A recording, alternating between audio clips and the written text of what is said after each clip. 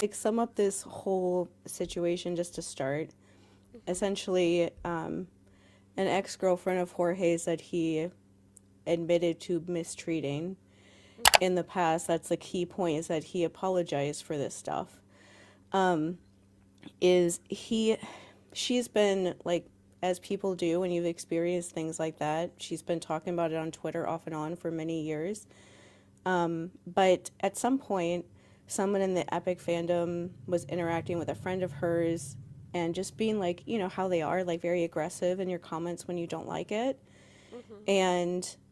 And she just like showed a screenshot of him apologizing to her for the things that of how he treated her. And that like it made this whole situation explode. It is a situation that it's worth it to talk about because there is overlap with when he wrote the musical, and when you look at that relationship and like what she's said happened in it, even though it happened, you know, 6 or so years ago, he was writing the musical then, and it's, you can't ignore it when you look at Mm-hmm. the stuff that he did or said or whatever in that relationship, and then you look at like the actual musical, you're like, oh, Yeah.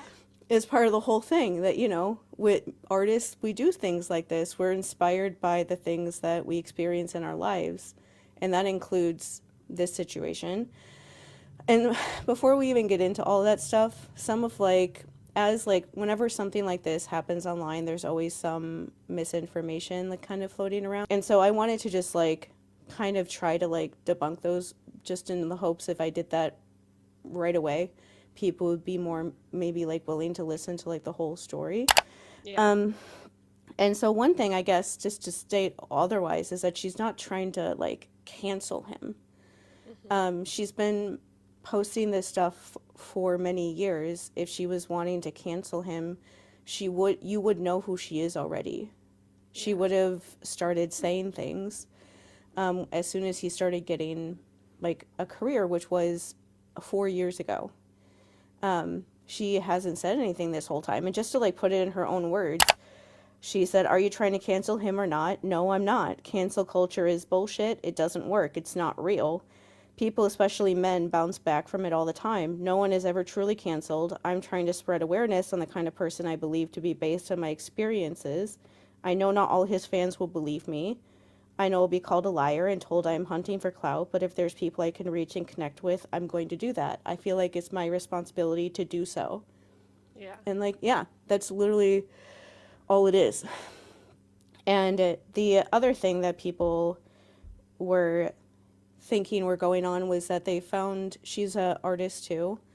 Mm-hmm. She writes a lot. She's a author, and she also writes poetry, which becomes like part of this whole thing. Yeah. She wrote a poem about when she found out he was dating somebody from the cast of Epic, and in the poem she was just mad about how he was already like moving on and dating somebody new, Mm-hmm. which is something that happens when you deal with this kind of stuff, or when you're, you know, usually when you hear stories about people going through bad relationships, it's usually the person that is like the victim that has a harder time moving on afterwards. Yeah. And so a lot of people saw that and thought that she was saying things negatively about the person that he's dating now that Mm-hmm. is part of the cast. And I can honestly understand why they felt like that or felt protective of her. But when you really look at the poem, that's not what she's saying. She's upset at the fact that she looks a lot like her and that he Yeah. is moving on, and like wondering, is he better for her? And then if he is, being glad about that, but you know that whole thing where you're glad about that, but you're also like mad that you had to go through all the things that you did so that they could treat somebody else better later on. Yeah. Like either way, that's a very understandable thing to say. And she said like, I don't want to seem like I'm coming for his current girlfriend. She seems like a lovely person. She says her presence in this work is more to contrast his experience versus mine in the aftermath, Mm-hmm. which is that, you know, he found somebody new to move on with, and she's still struggling likely with that sort of thing, or at least she was when she wrote this, which was, I think, a couple years ago at this point. I think it was in like 2023 or something, Yeah. somewhere around that time. I'm honestly not sure. And then Yeah, so that was basically like the things that people were saying. Oh, the other thing was her age, the age thing. People were Yes. very focused on the fact that in a tweet that she made, she accidentally said that he was 24 when he at the time was 22. Hmm. And, or one of those ages, like 21, 22, whatever. And at the time she was 22. And she said later, like, I have dyscalculia, which is a thing that you get sometimes, especially when you're autistic. I'm pretty sure I have that, where you Hmm. don't remember numbers and you just get numbers mixed up. She just got numbers mixed up. And overall, though, this whole thing of people being like she lied about his age to try to make the age difference look like worse than it actually was. Um, I thought it was I thought it was a good example of how these things online can get like distorted or just like people kind of purposely are like not really looking at what they're seeing because the tweet that she wrote that in, she said, "My ex was absolutely delighted that I was a virgin." Yeah. It does not matter how old he is doing that. It doesn't Yeah. matter if he was 21, 22, 25. It doesn't matter. If the guy that you're dating that is older than you in any way is excited about the fact that you're a virgin and talking about how excited he is that you've never touched another person before, it that's gross. Yeah. And it's just it doesn't the problem in that is not the age. She was talking about it to say like he started dating me a month after I turned 19, and she says I'm almost 23 now, which is around the age that he was. And so she was saying like I can't imagine dating somebody as young as me.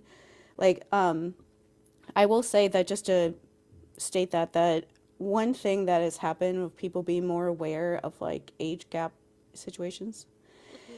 in relationships is that people have turned it into like a math problem, and Yeah. it's not always just purely like the ages that you are when you're in the relationship. Like she was 19 and he was like 21, 20. He was like 22 when they started dating.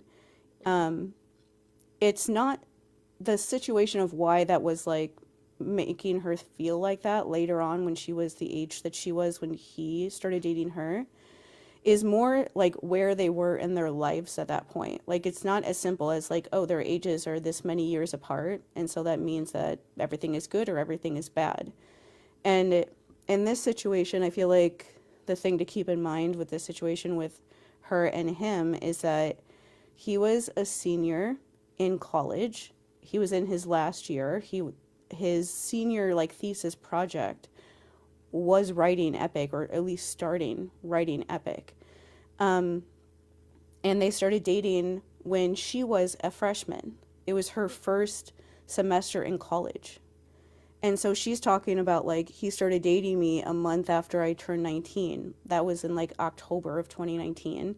For her, that was her first time ever being out of the house and like having a real relationship. And Yeah. so that is the part of it that is more like something you look at is that, and the ironic part of this, of course, is that he himself was the one hiding this from people, not her. Like she wasn't hiding things from her friends. Her friends all knew that she was dating him. He told his roommate, who was a sophomore at the time, but he didn't tell any of his other friends that were seniors and stuff because he didn't think that they would approve Yeah. of him as a senior dating a freshman. And so that was him. That was his decision not to tell people about dating her, but still dating somebody that was only in their first semester of college. And it, didn't really know. You're so young at that age. Yeah. You don't really know how anything at all in life works. This like you're figuring it out. Like the freshman year of college is so hard because Yeah. you don't know how to do anything, and you're just kind of like thrown in there and trying to figure it out on her own. And so her first semester of college dating someone like Jorge, who is a senior and is about to like graduate and move on to like the next phase of his life, it does make you wonder, like, why did he want to date somebody that would be in school for the next, like, 4 years? And it's like starting this process in the beginning when you're at the end. And that's a valid thing to wonder in this situation. It doesn't make you a bad person for wondering. It's just genuinely yeah, like why, what made him want to date somebody like that, especially if he was going to have to if he was keeping it secret from people in his life. Yeah. That's a lot of work to put into for a relationship when you could just date somebody closer to your age and you wouldn't have to do all this work to like keep everything this weird secret. Yeah. Like that's just like odd. And so yeah, and so when you look at that situation, that's more of what it is that she was so young and starting out life and things like that, and he was much further along. And so it was her just like recognizing how much those years do make a big difference when it comes to like maturity wise. You just grow up a lot when you're in college. And in those years, your early 20 years are like wild for every person because you're supposed to be a big mess during those years. That like Yeah. that's the only way you learn how to figure out who you are and what you want to do and who you want to be is by trying all these different things and usually crashing and burning for a while. And it's perfectly normal to do that. Like it's totally normal to do that kind of thing at that age because that's everyone alive at that age. Yeah. But yeah, the basic timeline is that they started dating in like October of 2019. He had started he had started writing Epic a couple months before that. And they broke up in like February, March or something like that in 2020, like right before COVID happened.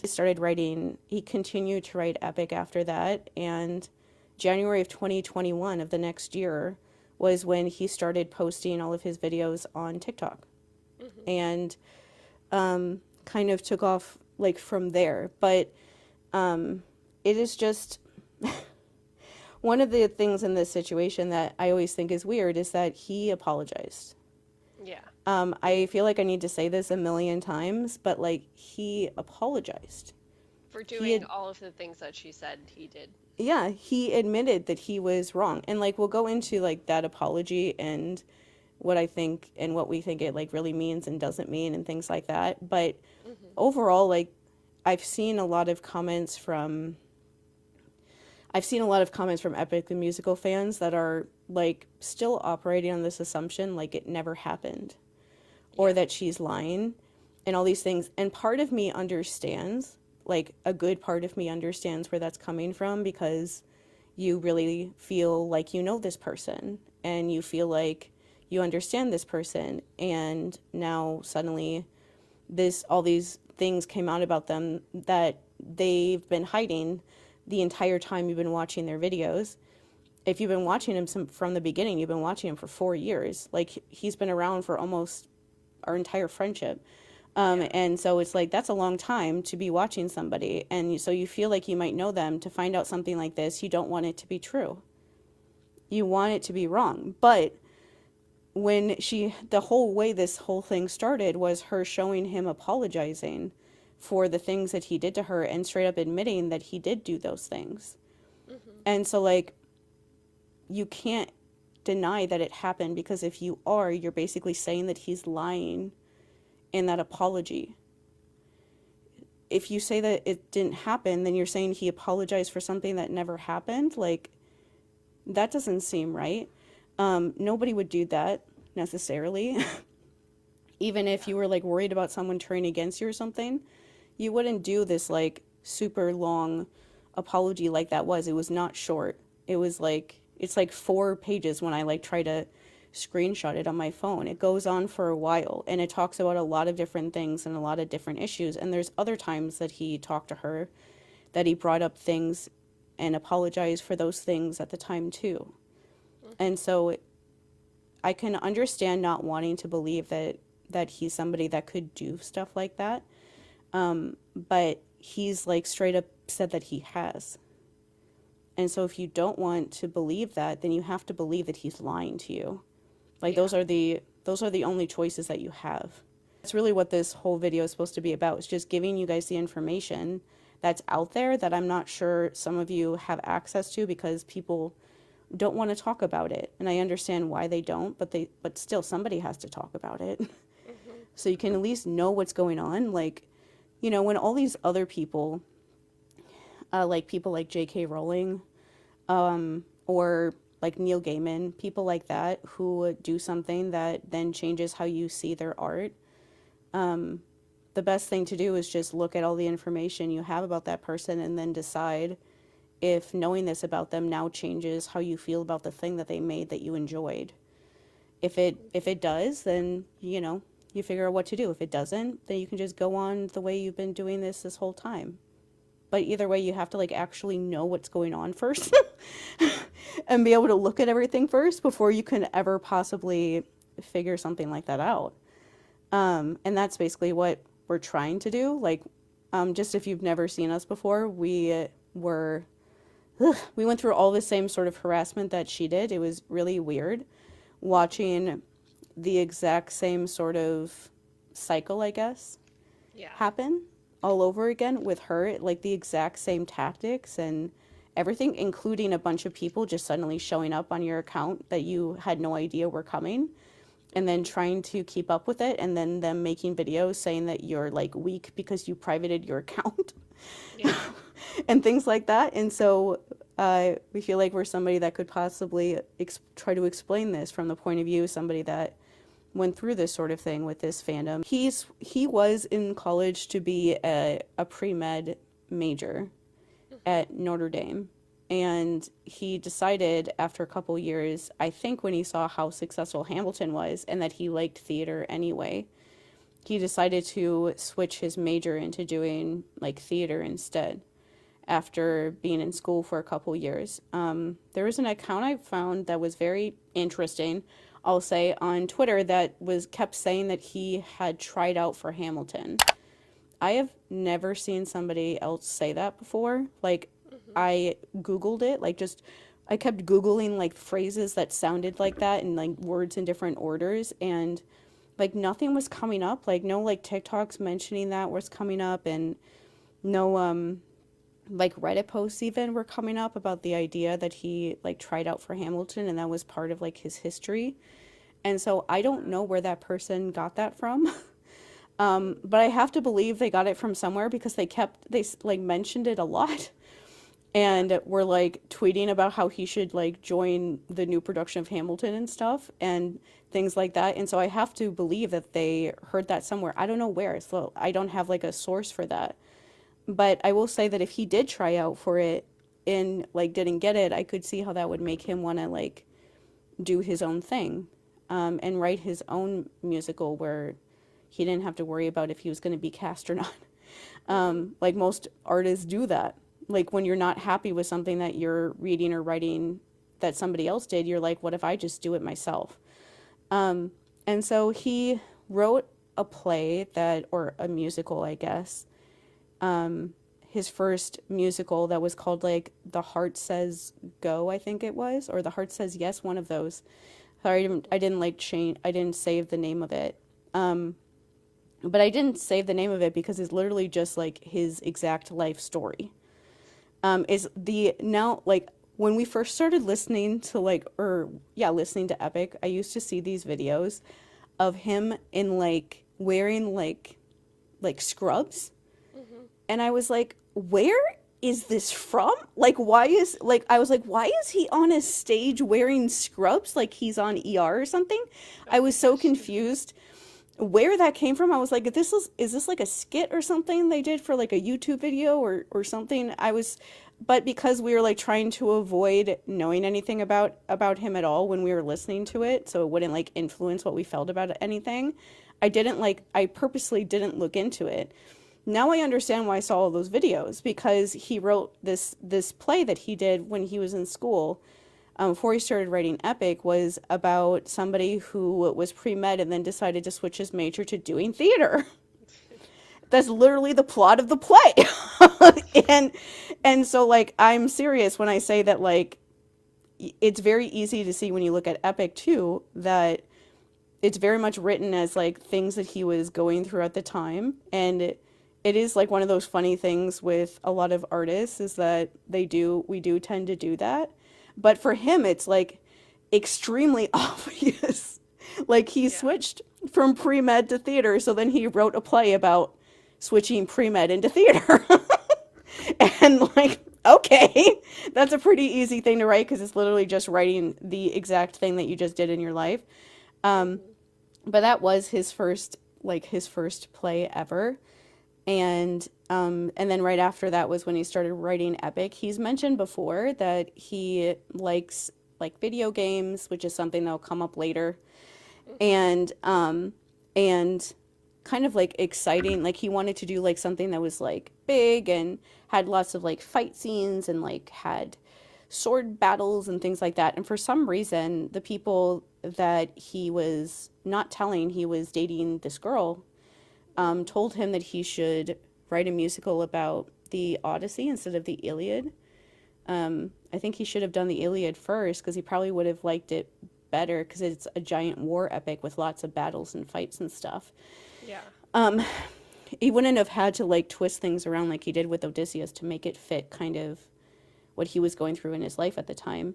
He could have just like he wouldn't have had to do it. He could have just had Achilles do exactly that stuff, and it would have been a lot easier for him, honestly. Hmm. But either way, he ended up starting writing that instead. And the main thing to keep in mind with the whole situation with Emily is that even though the relationship was short, when it comes to like abuse, it doesn't matter. Yeah. Um, like people have talked about like Taylor Swift and the songs that she's written. John Mayer was only with her for a couple months, but he was 31 and dating her when she was 19. It doesn't matter if they only dated for a couple months. Like somebody like that is going to do a lot of like psychological damage to you. It doesn't matter how long it's been because when you talk to somebody and every time they talk to you, they tell you just horrible things about you or just talk to you in a way with a lot of like disrespect. It Hmm. doesn't matter how long it lasts. If it lasts longer than like a day, Yeah. it's going to harm you a lot. And so either way, um when he it's interesting to see like the things that she remembers about him that he doesn't want the public to know because it is like a very like I don't know. It's like a weird situation to see happen because it feels like it's it just feels like you're seeing like the man behind the curtain in a way Yeah. because like he has this very curated sort of image online like his videos have like a very certain like family friendly I want like younger people to like my content sort of tone with how like Hmm. happy kind of sounding he is in his videos in the like to the point that even before I didn't like him, I couldn't watch some of his videos because he was like his voice was like so loud and like overly peppy that I like legitimately just like couldn't take it. It was just like sensory wise it like bothered me like that. And I will like admit not to sound mean or anything, but I will admit that when I first started seeing videos with him and his current girlfriend that's playing Cersei or did play Cersei and Epic, I could not tell if it was real. Like I legitimately couldn't tell if this was a real relationship or if they were like joking or if they were like pretending because so much of it was like a performance, like it was all very like public. Like they would like make videos with about each other. They would like comment on each other's videos and most relationships that are like, actual like real relationships aren't like that.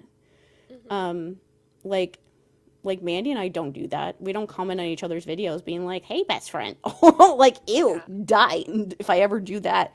But no, like normal people just we don't when you're in like a solid relationship, I guess, you don't really have to feel the need to like perform in that way. You just like you might tell your audience if you're a public figure that you're with this person, sure, but Hmm.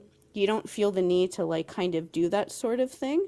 But knowing that he had this past relationship that was abusive in his past, it makes sense of why he was kind of being so front facing about it because he likely didn't want people to he wanted what is happening right now where Hmm. people don't want to believe that he did it because they've watched him be publicly seemingly a good boyfriend to this other cast member that you want to like, and you want to like their relationship. Yeah. And so you don't want to think that she's not happy with him either. And so you don't want to believe the whole thing, because if you believe it, then you have to wonder about what's going on with them now, because that's just like a natural thought that people have. But I will say that most like adult relationships, you don't really like, there's so many YouTube videos about things like this. I feel like I don't have to explain it too much, that a lot of times when you open up your relationship to the public, it ends up like changing it a lot of times in ways that you don't want it to, because now like your audience is like a part of your relationship. And that just makes things weird. Like if you have problems or if you break up, you have to like tell this entirely different group of people that feels like you know them, but they don't know you at all. And they might have like opinions about your relationship, or like who broke up with who and all these things that normally when you weren't like sharing all these things with the public, you wouldn't have to deal with things like that. You would just break up and that would be it. But like when it's one of those things that when you make like kind of part of your brand, I guess, of that you're like a good boyfriend. And this is why I think that when people say like, this is none of our business, it's like, yes, it is. Because he has made a big part of his brand that he is dating Talia and that he is a good boyfriend. He like they post so many videos with each other, and she, especially the last like week or so, has just like, she did not post on Twitter for 8 months and then posted something about how much she loves him. Like she's like posting things and just to say that, just to tell people basically that she still is with him.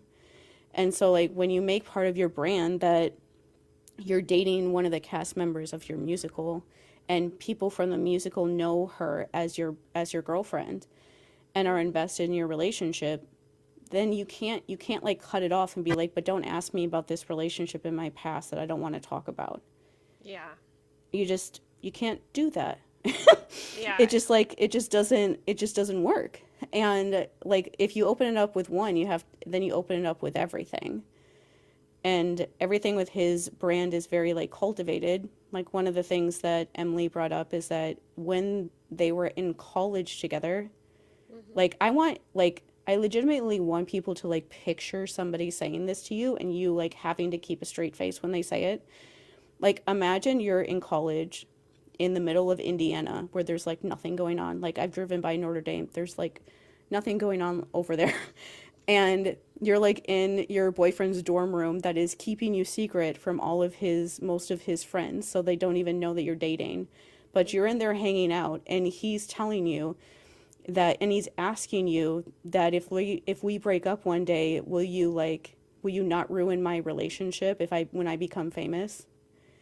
And is like telling you like, I'm not going to tell anybody what my politics are until I'm so famous that nobody will care.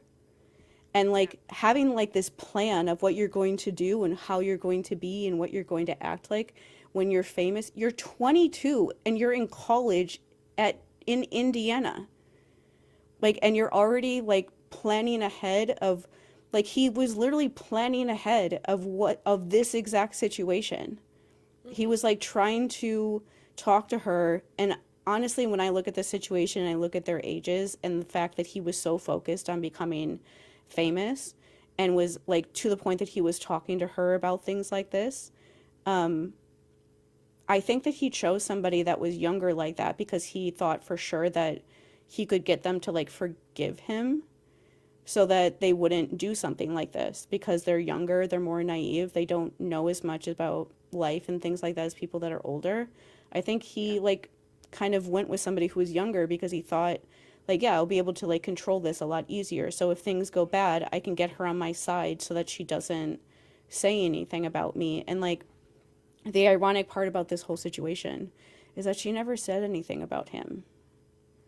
Like she never did that. Like she posted things on her Twitter saying like, I've had multiple people that have some sort of platform on TikTok that have like offered it to me, and have said like, if you want me to tell people about him, I'll do it. And she just always said no. And the reason why you're finding out about it now, like after all these years, is because she said no, she didn't want to deal with it. It is like, I don't know that people understand how like terrifying like online harassment like that actually is. Especially when it's completely unexpected. But even in this kind of situation, like he was somebody that people thought was like this nice person. Nobody wants to be the person to come forward and tell everybody that you're wrong about this Mm-hmm. person and that he's not actually as nice as he seems, and that the niceness is what fooled me into being in a relationship with him in the first place. And then once I realized that wasn't accurate, I like couldn't leave. Nobody wants to do that. Nobody likes doing that. Like as abuse victims, you hate doing that. You hate having to do that to people. You definitely don't want to do it to a bunch of strangers on like an epic scale of like all these people on the internet that you can't control. Like it's hard enough to do it with your family and your friends when you can like talk to them face to face, or like you can guess about how you think they might react, or like imagine what their worst like response will be. It's so Mm-hmm. much worse when it's just a bunch of strangers and they don't really know you, and so you don't have any idea how they're going to respond. And so Yeah. that's why she never said anything. And like she said things now because she was basically forced to. Like thousands of people, like the tweets that she made have like over 100,000 views, because thousands of people suddenly in the Epic fandom showed up to her Twitter wanting to know about everything and attacked her for having the audacity to have dated him Yeah. and just talked about how it wasn't a positive experience on her social media over some years. Like she wasn't making a big thing out of it, I guess, is the point. Um, but to go over like some of like the stuff that happened after they stopped dating and after he started becoming like a public figure. One thing that I thought, because of the big thing to talk about is her poem. That Yeah. is really like the thing that kind of made it a thing. And so essentially they broke up at some point in 2020. She would sometimes tweet things. She would never, and just to like make it super duper clear, but I feel the need to like just defend this person. Um, she never said his name. She Mm-hmm. still doesn't write out his name. She will put like asterisks for like the letters in his name, but she won't actually write out his name. She never like tagged him. She never did anything to like, she would always say like my ex. And Yeah. so anyone who knew her would know who her ex is. But if you didn't know her, you would have no idea who she was talking about. And you would just think that she was a person on Twitter talking about her shitty ex boyfriend. And Mm-hmm. you would have no idea that she was talking about somebody that was trying to become famous Yeah. and was like on the way of doing that. But in 2021, one thing I thought was interesting and like important to me was in October of 2021, which was before the whole poem and Taylor Swift thing happened. Her Taylor Swift came out with her All Too Well 10-minute long like music video and just song that is about her and what's his face? I can't remember his name right now. It doesn't matter. But that relationship is very similar to this one. There's a bigger age gap in that one, Is but it Jake still. Gyllenhaal? Oh yeah, Jake Gyllenhaal. Like he was much older than she was, in the way much older than Jorge was with her, but it was similar enough, like kind of experience of how they felt after it was over and how it was only a couple months, but it affected her a lot kind of video. Mm-hmm. And she wrote a poem that was inspired by that song and that video, but that didn't happen until November. This happened in like October, like the month before this. And so this is something that she posted on her Twitter, and it's her talking to his best friend. And it's basically that one of her friends was like posting things on Jorge's Twitter, and was and his friend was basically saying like, "Hey, why are they doing that?" And she's like, "Haven't you ever been in a relationship where you realized after it was over that it was a lot worse than you realized?" And his friend is basically trying to be like, "Yeah, but like, do you have to do that on his page? That's kind of that's kind of shitty to do that, to like to put something like that like on his Twitter where like people will see. Hmm. And she's like, honestly, he deserves a lot worse than that for everything that he put me through. But she's like, I'm not going to stop my friends from doing that. Like, they know what happened with him and they're upset for me seeing him become this popular person. Like, I know I've said this before, but like, as horrible as like the stuff that I deal with my dad, who is the person that abused me, he's dead and he's also not a famous person. And I've said before, like, it would be hell on earth to have the person that abused you be like somewhat famous, Yeah. because you can never protect yourself from them. Like, there are certain things that I can avoid, that remind me of him, and I do avoid those things like the plague and things like that, so that I choose when I want to interact with them instead of because I know that it will remind me of him. But like, if he was famous, there was no way for me to control when I would see his face, like what I would see people saying about him, what they would be Yeah. saying about me. Like, that's just so hard. And so honestly, like, one of her friends posting something on his Twitter is pretty like low. Like, low meaning that's not that much to do. Yeah. Considering like what's going on, that's not that bad to just like, when you see somebody, especially when you consider that their relationship definitely inspired how he wrote Epic, one Hmm. of her friends being upset that he was like becoming famous, which was his original goal this whole time, off of music that he wrote about this relationship. It's very understandable why they would be upset. Like, she's this Yeah. young girl that's still in college trying to like recover from what happened with him, and here he is becoming like this loved, like, internet like best friend figure for all these young kids, writing off of music that he wrote about their relationship, and they have like no idea that any of this has happened. That would, most of the time, if it was anyone but Jorge, I don't think I would have to explain why that would make people upset. I think it's obvious why that would make anybody upset when you see Hmm. somebody doing that and like seemingly getting away with it, because nobody knows. And like, the only thing that happened was that one friend said something on his Twitter one time, and his best friend showed up to be like, "Oh, well, isn't it mean of you to like say this on his Twitter?" and things like that. And it's like, "Oh my God." And like, the point of that is just that in like a month is when he sends her the apology that he did, and like, even though it's important to know that he did apologize so that his fans that are still interacting with him can't like, say that she's making it all up and things like that. Hmm. It's hard to say that the apology is like legitimate, or like that he fully understands it in the way that when you really apologize and you really mean it. Yeah. Because like, I'll go into it when we get, and we're going to get to that in a second, about like what made him apologize and stuff. But genuinely, when you apologize and you realize and you actually understand how much you messed up and that it is your fault, and you're sorry for how you treated somebody, you don't have your best friend be like trying to stop their friends from saying negative things about you on your Twitter. Hmm. Because you would understand also at that point that like, that's probably not going to take you down at this point anyway. But also, because you would realize that I have messed up and I did hurt that person, you wouldn't be afraid to talk about it. And you Hmm. wouldn't be afraid of like this person bringing it up, because you would know that, yeah, I did mess up and that was something that I did wrong.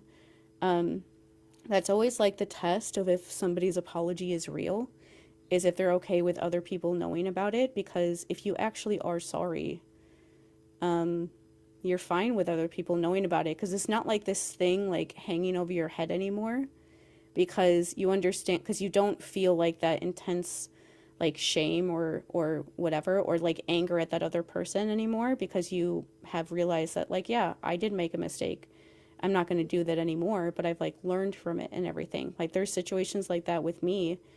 I mention all the time things that I've done in the past where I've hurt people, and I'm like, try to be so specific about it without like giving away who I'm talking about and things like that. But It's like, yeah, I'm not afraid to talk about that stuff because I know that I did do that stuff, but I'm not like that anymore. And so I can talk about it now and just be honest about it and Mm-hmm. not like feel like I need to hide it. Like if you're still trying to hide it, it means you're still trying to protect yourself from it. And that's just like not you're not really being like fair. You're not really sorry in the way that you would want to be when you fully understand what you've done that's hurt people because you wouldn't want to make the hurt worse, I Mm-hmm. guess is what I'm trying to say. Um, but anyway, just to read like what she was talking about, like the poem that she wrote, like I said, she was inspired by Taylor Swift's music video that came out in November, a month after his best friend messaged her and was like trying to get her and her friends not to say anything on his social media. And this is like her description of like what the poem generally was about. And she's like, she visited him at Notre Dame for a weekend. I visited him at Notre Dame for a weekend, and he spent the entire day screaming at me because I smoked some weed. Oh yeah, that's one of the things with this is that he had a really big problem with weed in a really weird way. Yeah. I feel like I can talk about this when I'm done reading this because I don't like weed gives me like migraines. So I can like discuss how his reaction was like over the line.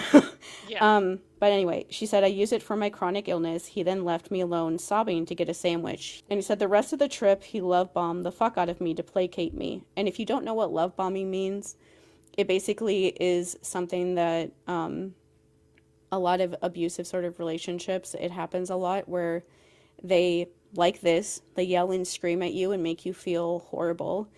And then afterwards, they realize that you might like, not want to be around them anymore basically and they have to find a way to like keep you there and so then they like go over the top being like super nice to you like taking you out to like where you want to go to eat or like going to like a nice place being really nice and doing all the things that they know you want to do. They kind of it's the way that people usually describe it is they act the way that they did when you first started dating before they started showing this like other side to them. Yeah. And so it's the stuff that keeps you stuck in those relationships because every time they do that, you think like maybe they're just going to go back to being like this all the time. Maybe this is like the real them and the other side of them. I can just like help them and they won't act like that anymore. And it takes a while to realize that that other side of them is actually the real them and that it's never going to go away. But that's why some people end up in relationships like that for a really long time because it just sometimes it takes a while for you to realize that they're never gonna go back to that person you thought they were in the beginning. And she said he visited me in Atlanta and it all went to shit. I smoked on New Year's Eve at my party. He then screamed at me in front of friends, family, my parents.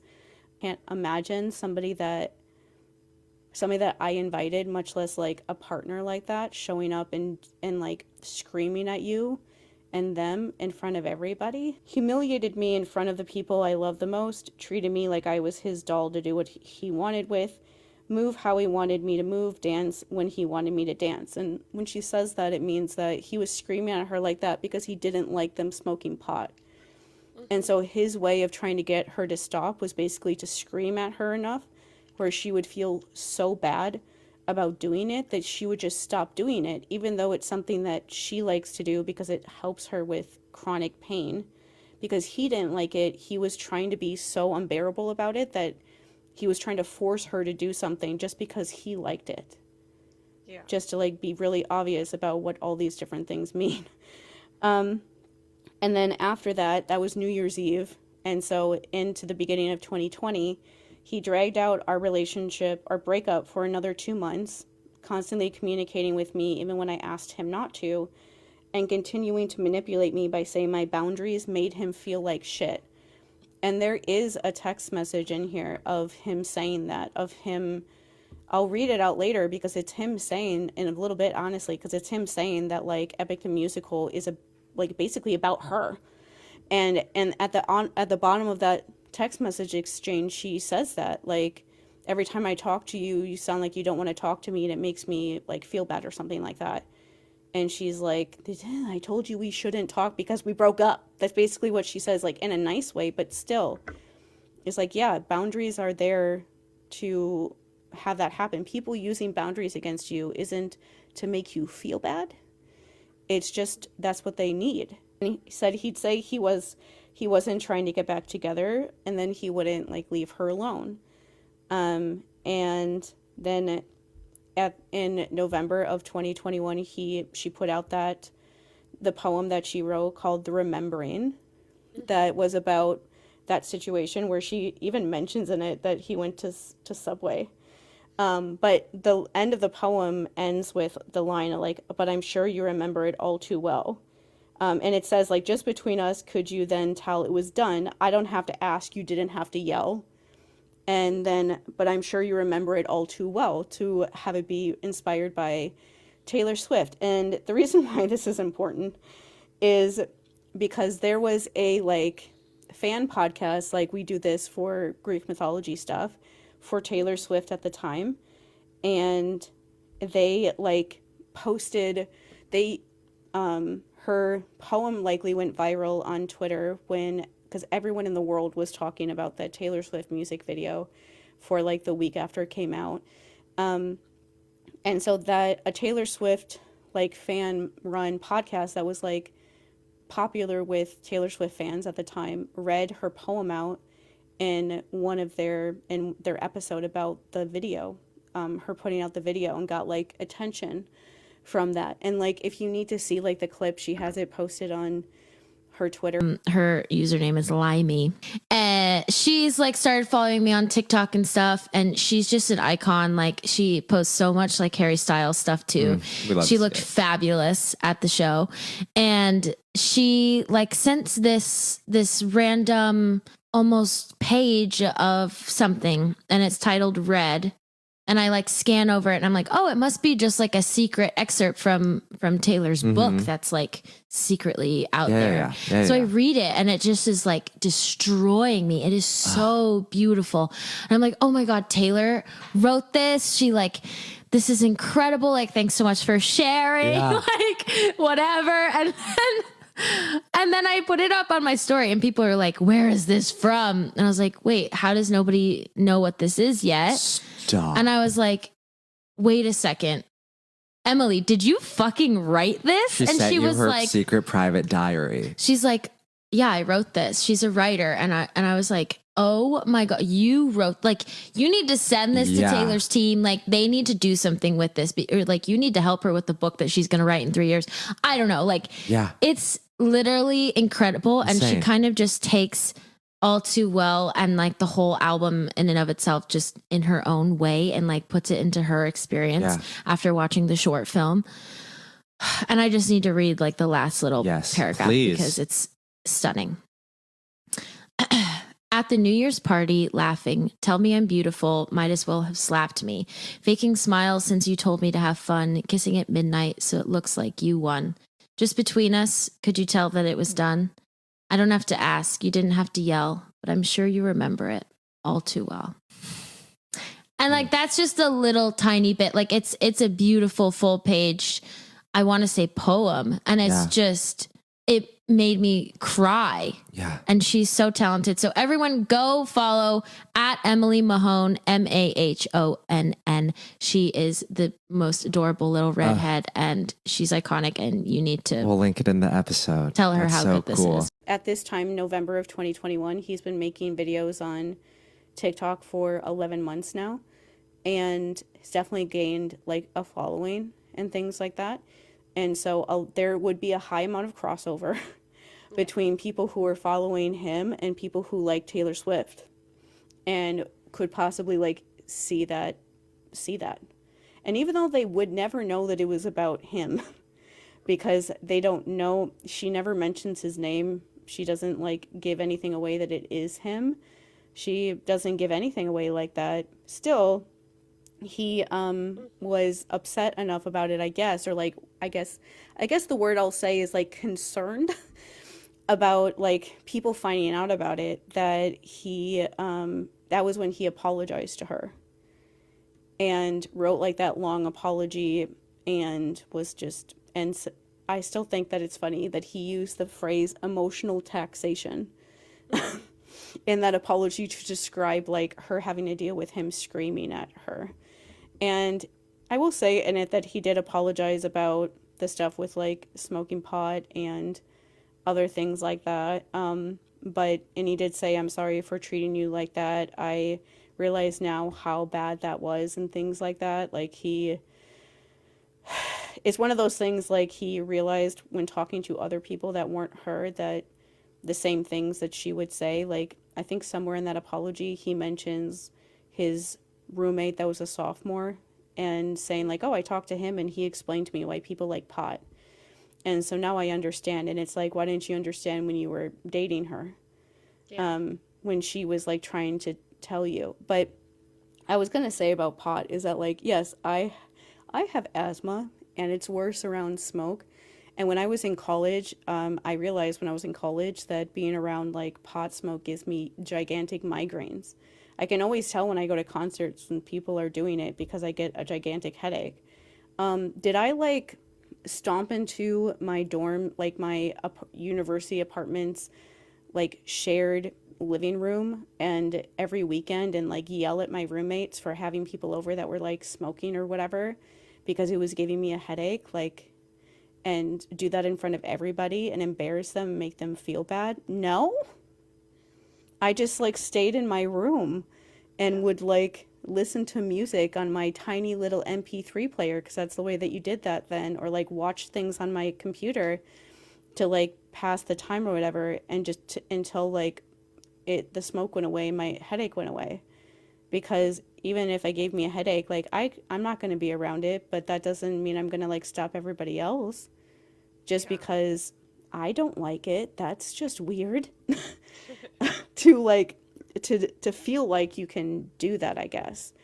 And so she goes on to say like over the next year he unfollowed me and followed me a couple times. This is like before the short film came out. Then Taylor's short film came out and this poem was born. Shortly after, he came out of the woodwork to preemptively defend himself because he knew what would happen if he apologized, that some of his fans would take that as enough.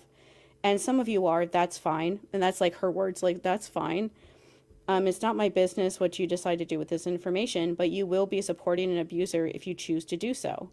And even if he's changed, he will always be the man who irrevocably changed who I trust and who I love and how I love. And it's like, yeah. Yeah. Yeah.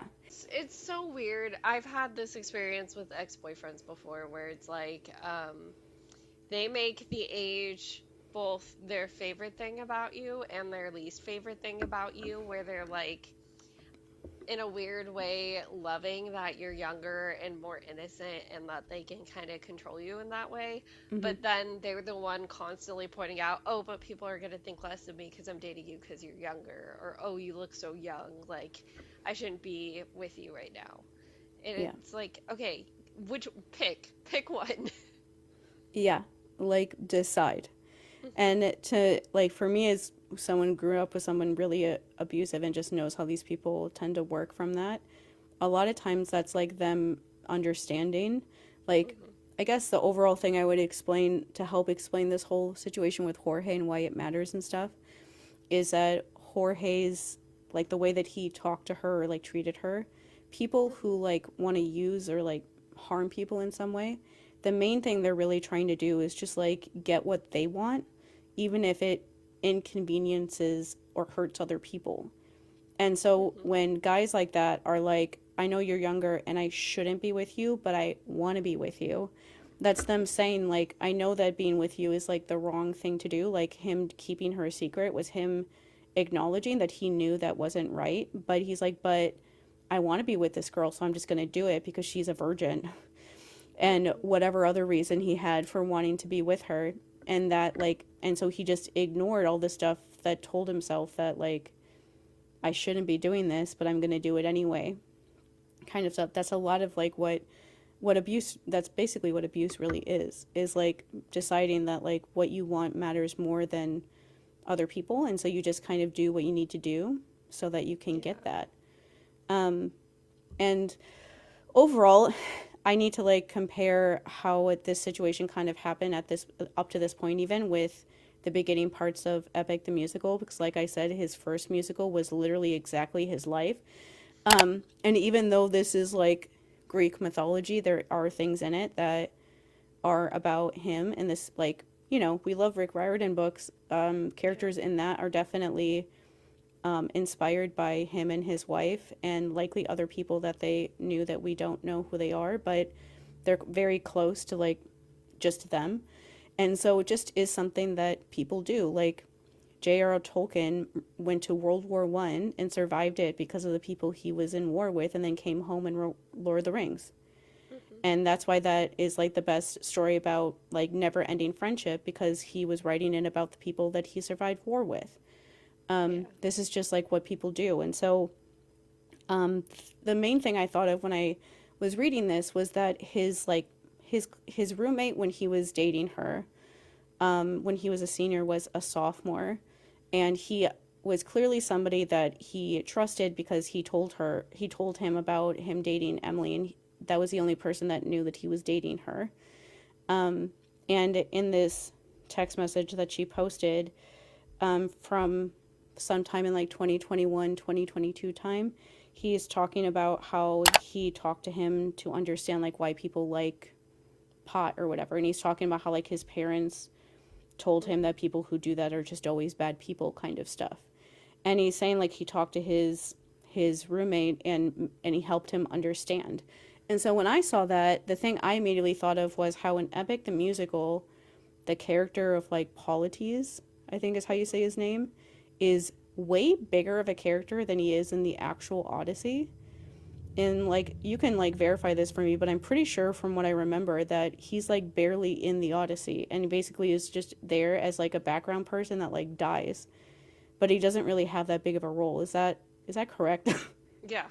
Yeah. And so in Epic the Musical, he's one of the first songs is like Open Arms. Like, I remember when we first started listening to it, I was like, there are fan fictions written about these two characters because the song is just like Polites singing to Odysseus about like, isn't the world an amazing place, and all this kind of stuff. It's a running joke with Danny Mata that he loved Polites and was so upset when he died.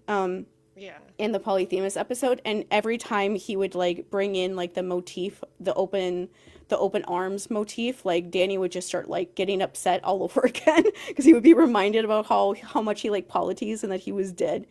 And so he's that big of like a person in Epic that he's a big person in the beginning. You're really upset.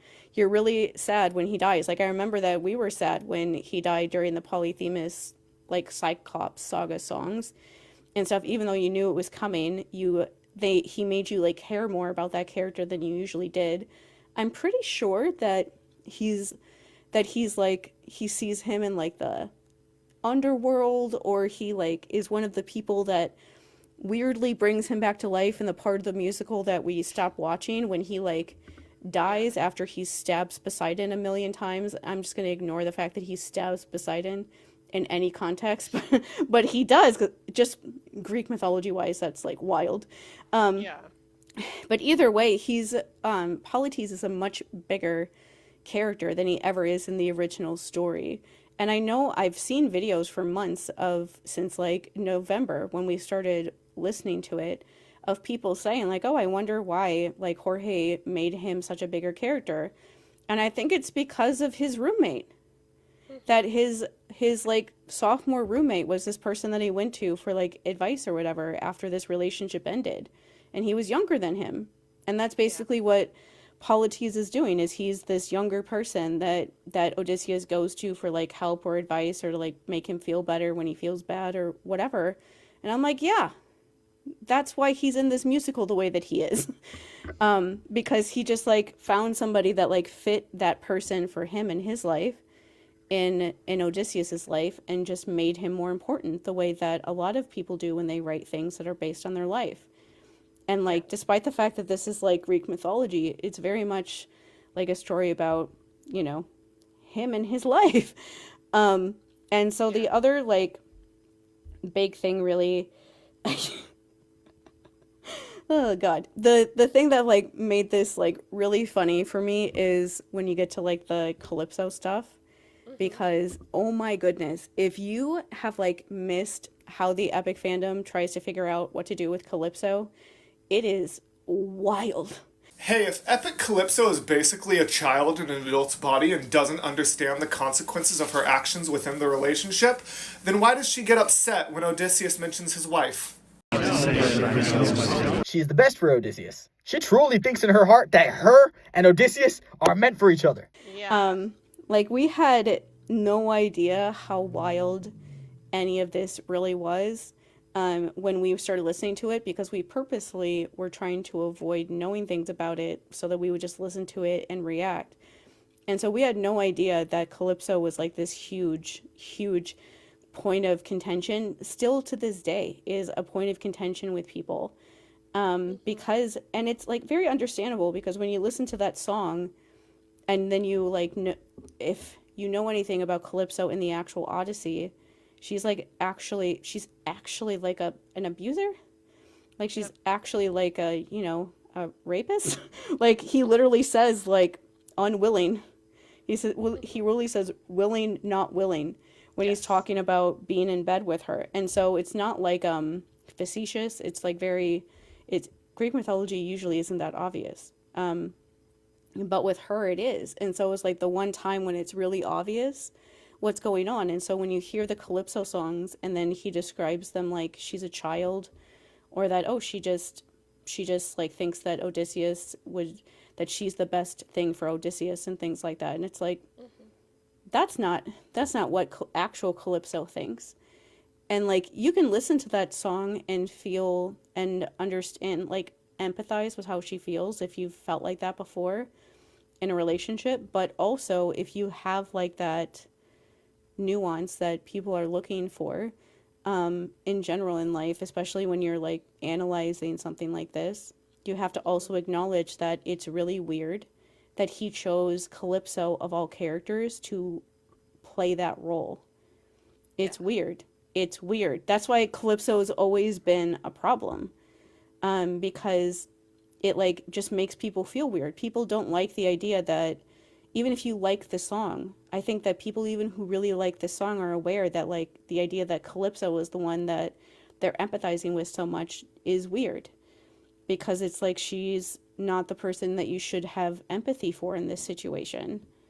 She's the one that like kept him captive and was literally raping him and was like not letting him leave.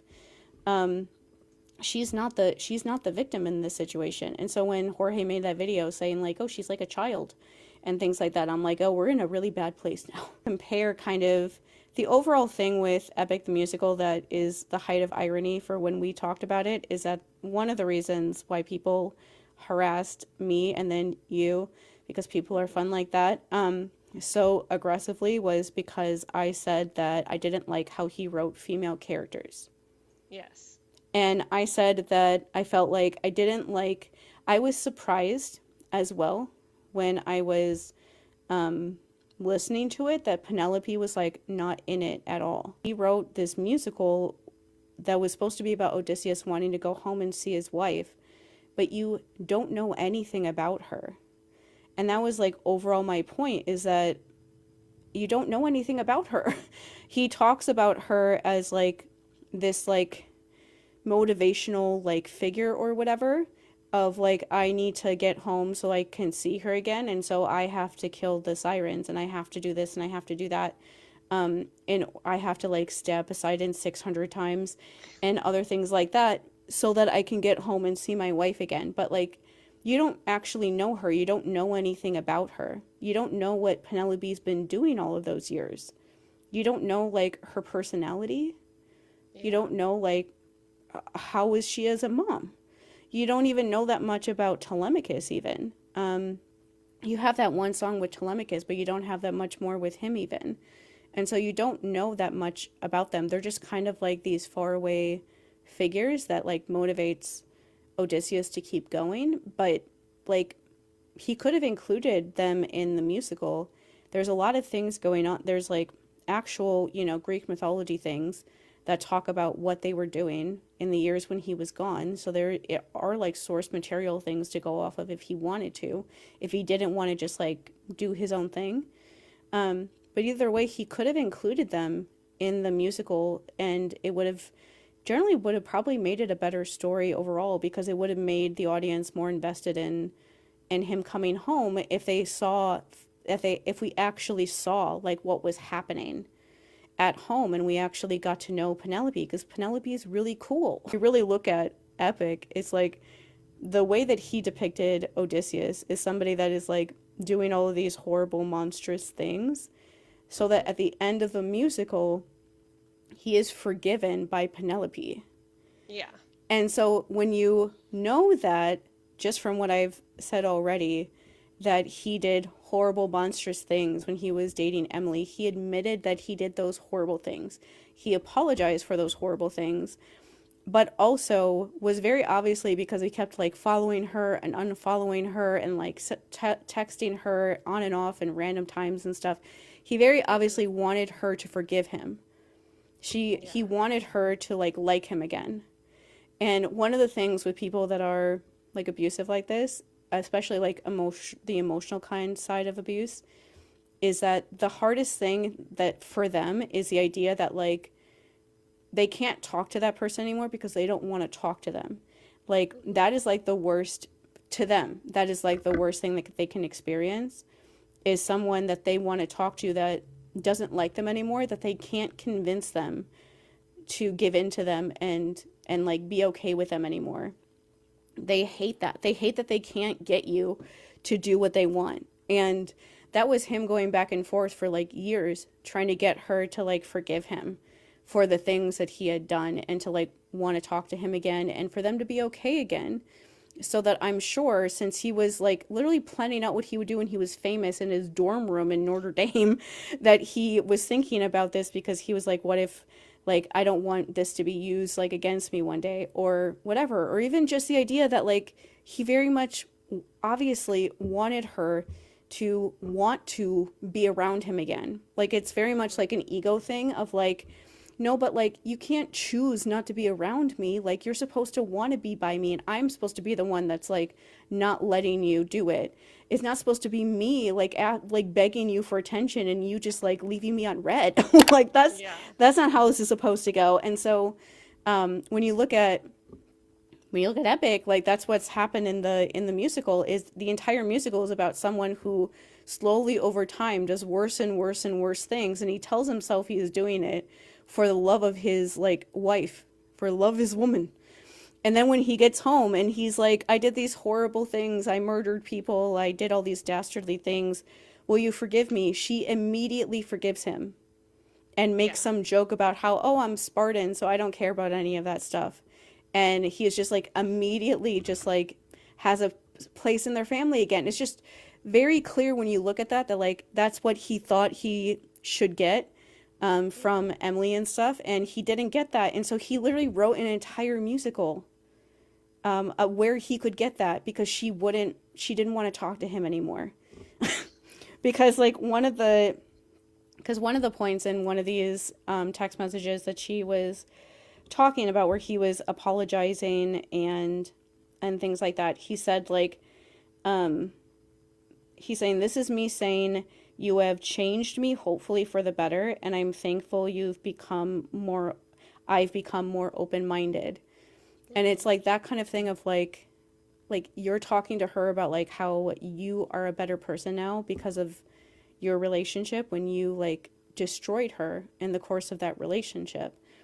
And that's kind of like how a lot of female characters are written in Epic the Musical. That's why when people like us were talking about like noticing these patterns, like how he writes Calypso, how he had like Hold Them Down sound and other songs, that just like how he depicts women characters in general, that they're not really like fully fledged characters, they're just kind of there to facilitate what Odysseus needs. That like kind of in a weird way shows you how he kind of sees people in that way in his life.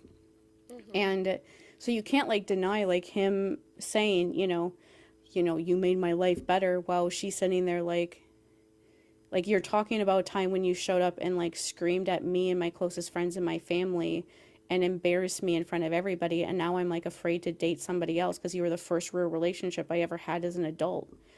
And he's saying, like, oh, thanks for making me a better person. And it's just, like, not, like, aware at all about, like, how you're coming across or, like, the damage that you've done. Because if you were aware of how you've hurt somebody, you wouldn't talk to them that way.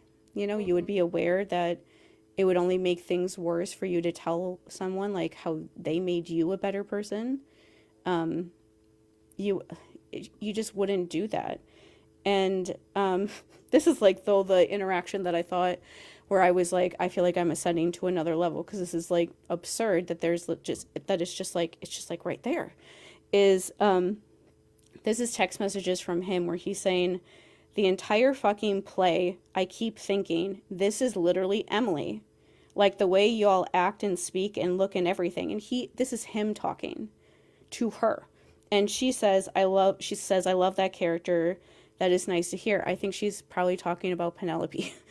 And she says, he says, I want to be able to talk to you, but every time I do, it feels like I'm annoying you, and it's a really shitty feeling. And she says, like, I'm sorry I made you feel like that. I just feel like ever since we said we would ease off talking, you've been reaching out more, which I don't know if that's a subconscious thing or if it's intentional, but either way, I think we shouldn't talk anymore. But that is him literally saying, like, he's listening to his own musical and realizing that he wrote the entire thing basically about her. Yeah. And I don't think that when he was writing it, he was likely aware, because people who are like that are not, like, super self-aware overall.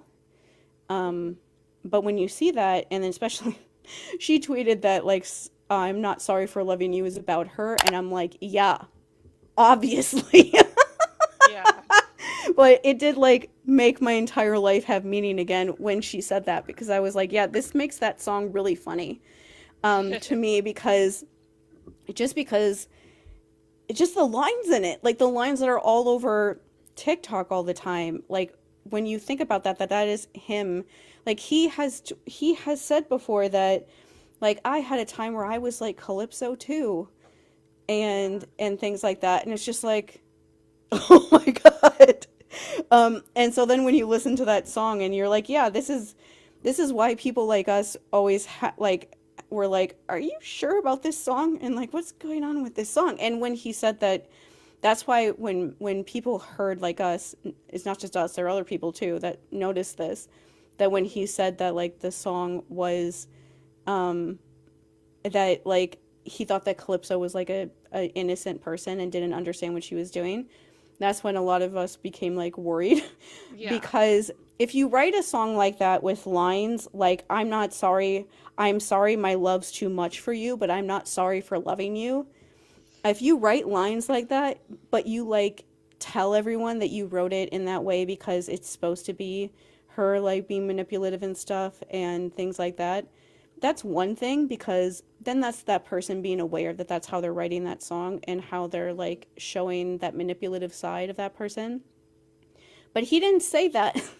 He said that, like, Calypso has been stuck on this island since she was a kid, which is not part of Greek mythology, by the way. So an epic is basically a child in an adult's body. And this makes her very fun to watch because she acts so differently from some of the other characters that Odysseus has encountered. For example, Circe. Circe is more composed and calculating, and she's able to adjust the way she acts in order to puppeteer others. Calypso has a lot more of a childlike playfulness to her, and for good reason. Like, when Odysseus washes up on the beach and then wakes up later, Calypso is just, like, looming over him while he sleeps, like, no sense of personal space, and is hitting him with the morning sleepyhead. And the entire first chorus of Love in Paradise is the equivalent of a child showing you, like, their room. Like, she's literally like, this is my island, this is my place, these are all our things, we have everything we need here, it's perfect here, look at this, look at that, and you're mad. And Not Sorry for Loving You, we learn that she's been on this island alone since she was a little girl. So when Odysseus washes up on her shore, she's just like, I'm in love. My true love. Anyways, I can deep dive more into Calypso in another video, but I find her so intriguing because she has her own form of ruthlessness. She is keeping Odysseus on her island so that she can be happy, and she believes she is the best for Odysseus. She truly thinks in her heart that her and Odysseus are meant for each other. I generally have no idea where he got that from. Rick Riordan. It's a genuine mystery where he got that from. No one can figure, like, all the Greek mythology people I've seen talk about, like, fact-checking things in Epic, all of them agree they're all like, I have no idea where he got that from. It has to be Rick Riordan. It has to be like a fudging of details of Rick Riordan. It has to be. Like, I know that people say, like, I guess somewhere in the internet he has said that, like, he's never read Percy Jackson before. I don't believe you. Yeah. Because, like, the first song of the first Calypso song is exactly the same as when Percy wakes up on Calypso's island. It's the exact same lines. Yeah, people have done, like, side by side where they're looking at the book and it's literally the same. Instead of, like, everyone knows the sound because it's gone, like, viral like a million times of her saying, like, oh, who's Penelope? And then he says, my wife, and she, like, pauses for a couple seconds, and then she's like, anyway. And, like, in Percy Jackson, it's like, who's Annabeth? Oh, that's my friend. And then Calypso basically pauses for a couple seconds, and then she's like, anyway, stay at my island with me. It's, like, literally the exact same. It's so weird. And I feel like he literally just, like, looked up on Wikipedia or something what happens in Percy Jackson with Calypso and somehow got the idea. Even in Percy Jackson, she hasn't been there since she was a kid. But I think Percy like thinks that she looks around the same age as him, but that's kind of the closest we get to any age markers. Yeah, and so I feel like he just, like, misunderstood that and, like, got the idea that she had been there since she was a kid and just, like, went with it. And now it's, like, way too late to ever, like, go back and fix that. And I'm like, this is what, like, every, like, abusive person thinks. This is, like, how they see it. Like, this is why people who are the abuser in a relationship will still think that they're the victim in the relationship. Because to them, they're the victim because this other person doesn't want to talk to them anymore and they can't get what they want. And so they're like, how dare you not want to be around me? How dare you do this to me? Even though I, like, screamed in your face and embarrassed you for months and made your life a living hell. Like, how dare you do this to me? That's literally how they think. And so that's why when he said that about that song, I was like, oh, this is bad. Because if you're not, like, aware that you're writing her like that and you're legitimately thinking that she's, like, you know, innocent or whatever, then, oh God, then that means that you just feel that way about something. And, like, yeah, it's very obvious that he wrote that song about her because one of the videos he posted in the first couple months of 2021, it was in, like, March or April or something, he started posting clips of the Calypso songs, including that song, and it was completely finished. And he was posting them to have tryouts for somebody to try out for Calypso. And that's, like, how he found most of the people that he was cast, by having, like, tryouts on TikTok, basically.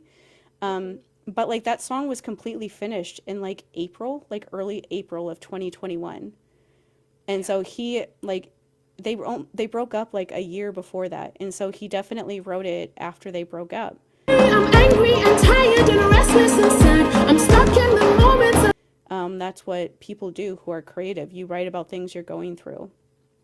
And so if the song was completely done like that, he wrote it a while ago. So it's really hard to say that it's not about her. Who else is it about? If he didn't date anybody else. It was just her. And then the other big thing that I am just like, this is fucking unbelievable about, the other thing that people harassed me over was Hold Them Down. Mm-hmm. One thing that I knew that I forgot about was that he wanted Antinous to be black, which feels really weird. Yeah. It's just weird, considering, like, how over the top bad Antinous is. Like, yes, I'm all for diversity, obviously, but to have a black character being playing like that person is a little, I don't know. That's just, I almost just, like, want to know, like, I remember at the time asking the person who told me that, like, did he ever say, like, why? Or, like, how he came to, like, that conclusion? Like, why he pictured that character as somebody who was black or anything? And they just said, like, no, they didn't. They never saw anything. of him explaining why, because I would want to understand like how he got there, considering how he's the personification of evil in that musical. But the thing that like makes me want to like just go to another stratosphere is is that the main thing that I was super duper gigantically harassed with was that I didn't like the song Hold Them Down. And the main reason why I said I didn't like it is because I said that this was a song that was all about like Odysseus. Like they wrote this song of people graphically talking about taking turns raping Penelope so that he could come in and like save the day. So that he could come home and be the hero after he just like murdered a bunch of people, to like make up for all of the bad things that he had done, so that he would, you know, be welcome home and Penelope would forgive him for all the bad things he did, like what happens in the songs after that one. And the internet at large like told me that I was very wrong about that, and for many weeks, for about a month, harassed us a lot about that general idea. Would not stop talking about it. And so Color Me like shocked when I was looking through his early videos, and the videos that he made about Hold Them Down in 2021 were, the song was exactly the same as the one that came out like over 3 years later. And so I was like, okay, so he had all this time to like change it, but he just didn't, because he obviously liked how it sounded. And then we'll hold her down while her gate is open. Hold her down while I get a tease. Hold her down while we share her spoils. I will not let any part go to waste. That's, I don't know how to feel about that, but in the comment section, there was somebody saying like, people were asking like, Odysseus comes in like right after this part, right? Because it's like the clip of the song of them talking about what they want to do to Penelope. And he says like, this song took me a while because I need to build a ton of urgency so that the next song's moments are earned. Mm-hmm. That's exactly what I said. Yeah. That's literally exactly what I said. I keep repeating it, but that's exactly what I said. I said that the reason why they were talking about gang raping his wife was so that he could come in and be the hero. They made them over the top evil so that he could come in and kill them all, and you would be fine with him doing that.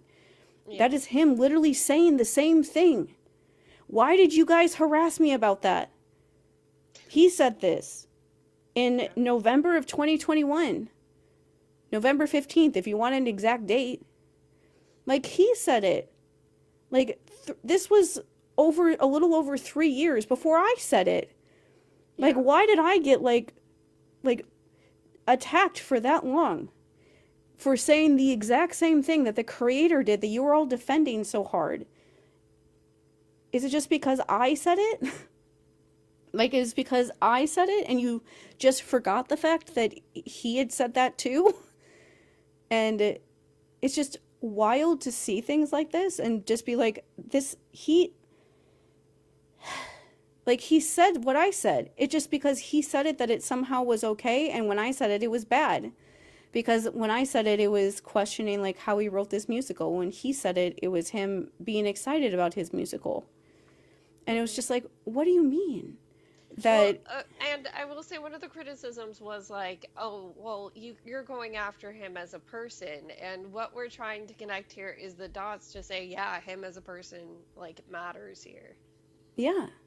And like, and it's also like a thing of, at the time I didn't know anything about him. Like I mentioned earlier that I wasn't even sure if him and his girlfriend were a real relationship, or if they were like play acting to promote Epic. People do that sometimes, and I honestly didn't know if it was a real relationship or not, because it just felt so fake to me when I saw their posts and stuff. The thing that is like wild to me always is that the videos that I made that people attacked so hard is, I wasn't even saying like he is a horrible person that deserves to die and rot in hell forever.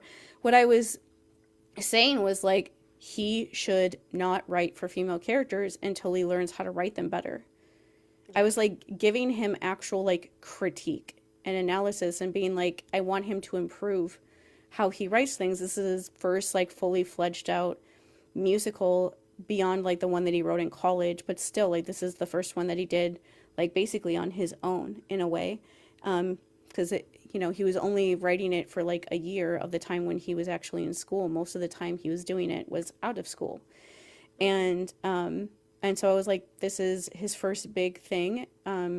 He's young. He can definitely improve. Like, people generally want to improve when you're an artist over time anyway. Yeah. And so I was just thinking, like, yeah, he's not that good at writing female characters. He's not the first like mid-20s guy that doesn't know how to like write female characters necessarily. But it's like, if you like actually give him like critique, he can improve, and so that it will just make the story better in whatever he decided to write next. But because I said that, like, it didn't matter. And so one of the points with this whole thing we wanted to bring up too is what happened with the video game, and I wanted to talk about that because it connects with like how his fandom is. I have had enough. Welcome back to Water is Wet News, where we learn that a real human that exists beyond their art might have a complicated and even occasionally unhealthy history with relationships. Welcome back to Fork and And it's just a very similar like kind of problem that goes along with like what happened with Emily too. And so this is something that I have realized that not a whole lot of Epic musical fans know about. And I think it's because he isn't allowing anyone to talk about it in the like official Discord. And so that just like makes people, and honestly, that when you hear something like negative, it makes you just not want to talk about it. It's just natural that you don't want to talk about that, about somebody that you like. But basically there is this creator, his name is L Delta, and L Delta Studios is his account on YouTube. And so Jorge has his own like production company. Like, we usually talk about Percy Jackson. Becky and Rick Riordan have Mytho Magic Incorporated as their production company that they do all of their adaptions through. So his version of that is like Winyan, which is Winyan like LLC or something. That's his business, that his production company like that. And so this creator L Delta started posting last summer basically, started posting like TikTok videos of him making like an Epic the Musical video game. And people were really excited about it. We did it, guys! We actually did it. I disappeared there for a while, I know, but it's because things have been happening. So thanks to all of you and your support, we did get the attention of Mr. Epic and his crew, and they reached out to me. We've been communicating, working some stuff out. I eventually met with them on a call, and the short of it is, I will be collaborating with them to make this game. I probably sound like a broken record, but seriously, thank you so much to all of you who watched these. This would not have been possible without you.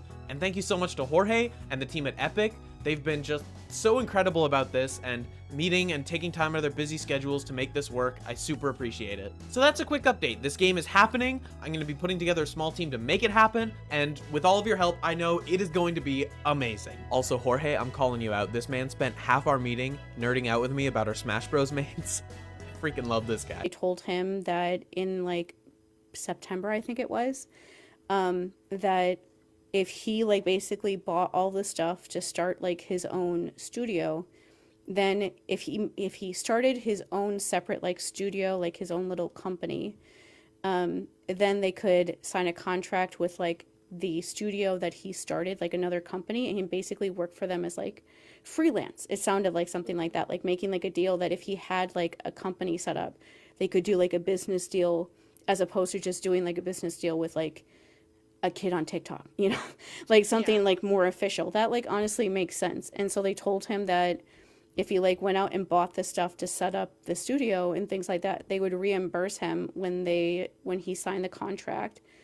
And so he was really excited. He was like, this is like perfect. This is everything that he wanted. He wanted to work in like the indie game world. This is a way for him to show people what he can make, and it's a big like IP. Like a lot of people like Epic Online, and so people will actually see it and have more of a chance to find like more jobs and things like that afterwards. And like it obviously would be a dream to work on something that with people that you idolize and like really like their stuff anyway. And so he went out and bought all of this equipment. Like he bought like a new computer that was a bunch of money with like that could handle like the software that you would need to make your own video game, and bought like, you know, nice like lights and things like that, and all this like nicer like microphones and things like that. And he was working he was in college, he graduated, he had like a job at the time that was like part-time basically, and that boss offered him another job, and he turned it down and a couple other ones to move back home to where his parents lived, because his parents were letting him set up this studio and like a room in their like lake cabin like in the middle of the woods. And so he turned down other jobs that he was offered and moved all the way across the country, like back home, spent all this money to buy all this equipment, set up the studio. And they told him that, I think it was September 1st was the first month, that they said that he would like sign the contract. And then when he signed the contract, he would get reimbursed for everything. And then he could start working on the game, and the game would come out and everything would be great. Except that he never got a contract. And so he sat there in that like lake cabin in the middle of nowhere. He couldn't work because that whole time he was like thinking that they would show up, and they kept telling him every month that like, oh, there's just like one more thing that we need, and then you'll be able to sign the contract, and then you'll be able to like start working. And so from September, October, November, December, January, February, March, April, May, June, and into like last month, July. Every month from that entire time, they kept telling him like, oh, it's almost done. We only need one thing, and then you can sign the contract. And by the time he got to like January and it wasn't happening and it didn't happen, it was like, what are you supposed to do in that situation? He spent all of his money doing this. He left like the life that he had at school. He doesn't have a job. He doesn't have any. He spent all of this money buying all this equipment to do this. Yeah, and he hadn't started work on this, luckily. I mean, this is a smart kid in this, where he said he had heard early on in school, like, don't work for free, so don't do any of the coding and stuff. But he had started building hype for it here on TikTok. And then also, like, it's just... He was like trying not to make his whole image about it at that point by the time we get to January of this year. And he had been struggling along for a few months because he's like, okay, I can't be the Epic the Musical video game guy when there's no video game to speak of at this moment. So I got to do other stuff. And he started trying to make content. Yeah. And so basically, like very recently, just in the last couple weeks, he posted a video talking about this whole thing, that they like strung him along for all these months. And then finally in July, they sent him a letter from, up until that point, they had every month he would email them and they would email back saying that like, oh, the contract's almost done. We'll send it to you soon kind of stuff. And then and then you can get going.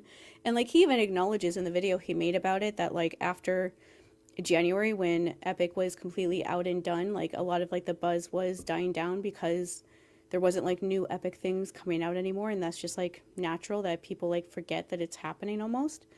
And also just to add in, he did like part of the animation for the Little Wolf like music video. Little Wolf is one of the songs from Epic. It's the Telemachus song. And so like he worked with Jorge before any of this ever happened. And so it's not like he's just like a random person. They worked with him in some capacity before any of this even happened. But for almost a year, they told him every month that the contract would be ready this month and then it wouldn't happen, and he would email them. And then finally in July, he emailed them and he got he said he got an email back in like legalese, like attorney speak, telling him that it wasn't going to happen. And so he had spent all this money buying all this equipment. And so now he's just trying to be a content creator because he's like, I bought all this equipment to do this. I'm not making the game. And so I I have to use it somehow to make some kind of money, and so I might as well just like, so he's like just trying to make content creation work for him, and literally like posted a video being like, what should I do? Like, what video should I make? What do you guys want to watch? Like, he like set up like a Patreon for like the video game so that he could like show them as he was like making it.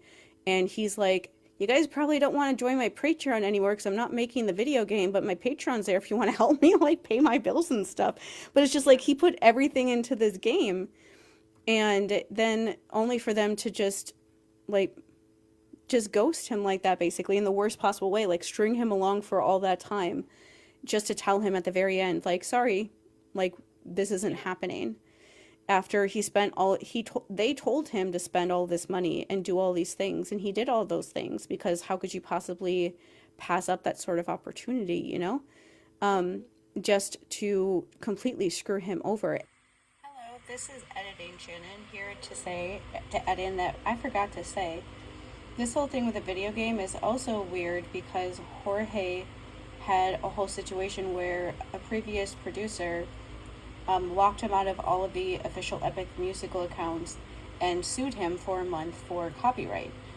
And after, you know, only a month of a lawsuit's very short, and so they must have come to some sort of conclusion.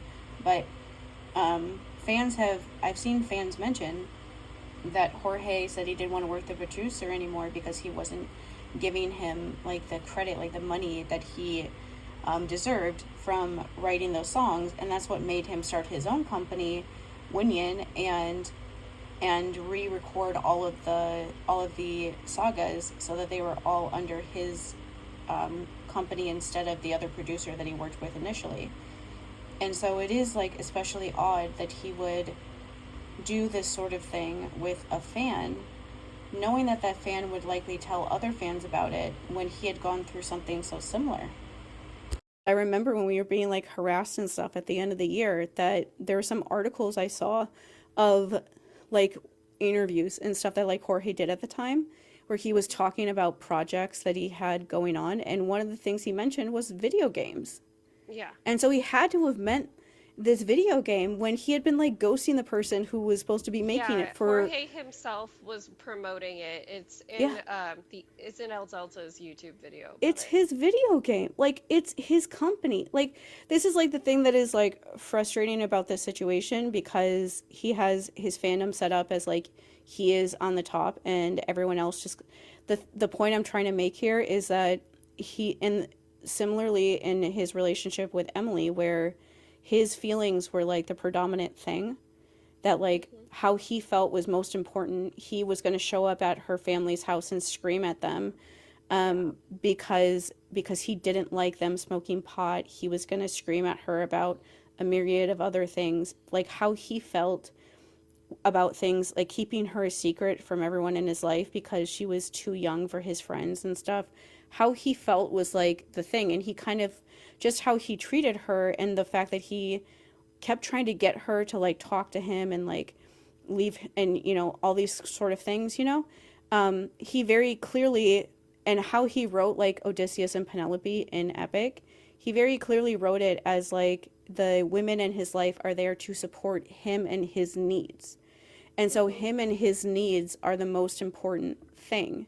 And so when you look at this situation with this video game, like, who knows what happened about like why they didn't make it, but like him saying that one of his fans was going to make this video game definitely would look like good for him, that he's like collaborating and things like that with your fan base. That's always a good idea.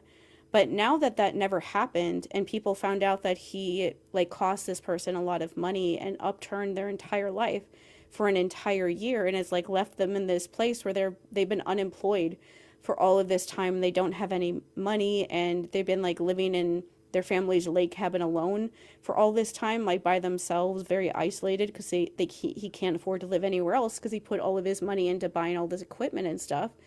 Now that that's come out, he won't say like what happened. He won't even let people ask about it. Like it's his name is banned in their official Discord, and so they can't even ask him like what happened to find out if like just like a reason. And it's just any other place, like you would never be asked to do that, or like that's just very unfair to like not even let people question you. And when that is a very like rational thing to question when you do a project with a fan and never pay them for and have them like spend all this money on their own and then leave them like out to dry. Like, it's very valid for your fans to ask what happened, just even on the level that this was a project they thought was coming out and now they realize that it's not. Yeah. And so it's just like a weird thing to like not be able to ask about him, because it's like, well, he's not going to talk about anything unless it directly affects him personally. There aren't a lot of boundaries in any of these sort of situations, and everyone involved, not Emily, but him and his fan base, they feel very entitled to do things. And like the way that they attacked Emily, they just like suddenly showed up on her Twitter out of nowhere. She had no idea that was going to happen. And so they feel like they could just are like allowed to do these things, and that you are like, you being there is just like a problem in their life. Like, it's still like, sometimes I think about how thousands of them just showed up on my page and then acted like I was less than because I went private, when I'm like, I don't know any of you guys. Like, I'm not part of this fandom. I don't want to be. Like, I'm like, I made a video about it, sure, but I wasn't like trying to interact with any of you. I wasn't tagging him in any of my videos. I wasn't trying to get any of like his attention in any way. I just like made a video about something that I listened to that I didn't like. I wasn't trying to like, instigate anything. And so the idea that like thousands of people showed up and felt like it was like their duty to show up and like eviscerate me that way, is just like shows that the same thing with Emily, that they showed up on her Twitter and just accused her of all of these different things that are all very misogynistic. Including saying that she made AI pictures of her and Jorge. Oh my God. But like anything and everything you can imagine, they accused her of doing. And she's sitting there like, I've been talking about him on and off for like 5 years. You guys are the ones that's new to this situation. And it's just, everything they said was like easily disprovable if they just actually read the tweets that they were like finding on her page. And things like that. They actually like took the time to actually read what they said and things like that. Most of their questions would have been answered. But it's just like a wild experience for people to show up in like mass numbers and demand all of these things from you. And then when you don't give them what you want, they get mad at you for it. And it's like, I didn't know you were going to be here. Like, and like she did like a final statement. In her final statement, she said like, I didn't know, I never thought that like his entire fan base would find out about this and all of them would end up here. And I had like flashbacks to like when we did our very first video about all the stuff that happened with us, of me saying like, I just made that video for the people who usually see my videos. I never thought that more than like 400 people would ever see that. And then suddenly thousands of people had seen it and were like reposting it everywhere I went. And I couldn't like look at my For You page without seeing people like posting my face, calling me like ugly and fat and stupid and horrible and every other word you can possibly think of. Like, you can't get away. That's like the whole thing about it. It's like you can't get away from it. Like, even though I was private and they couldn't interact with me, I would just try to use TikTok. And I would go on my For You page and I would see people making videos about me full of comments, like hundreds of comments of people talking about me and saying all these horrible things about me. And it was like, it's a crazy experience to see people talking about you as if they know you when they've never spoken to you before in your life. Like, none of those people knew me. Not one of them, because I wasn't like part of that fandom and I wasn't trying to be. Yeah. And so when you look at this whole situation with the video game, like, it's just weird that like the thing about it is like people like talk about him as if he's like the best songwriter that's ever lived because they had this like great experience listening to him, like watching his videos, coming out with Epic for like 4 years or so. I understand where that like emotional connection came from. Trust me, I get it.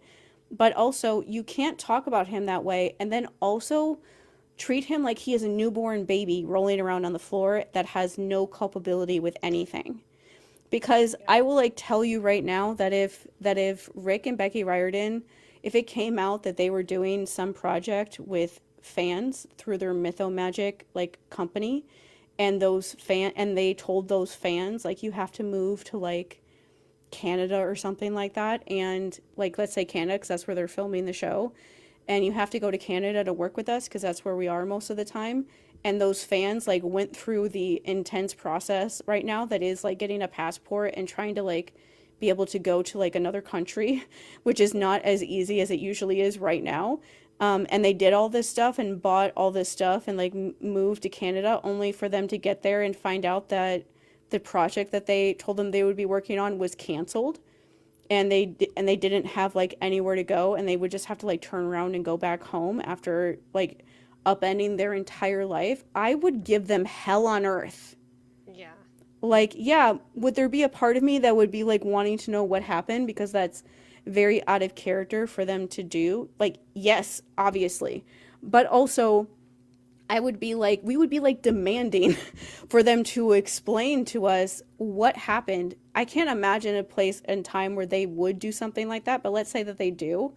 We would be asking and expecting them to explain to us what happened because we don't worship them like a god. And we also have like easy communication with them. Like, it's weird to me that in the Epic fandom, the only way that you have real access with Jorge, is if you're willing to go into his Discord and try to talk to him there.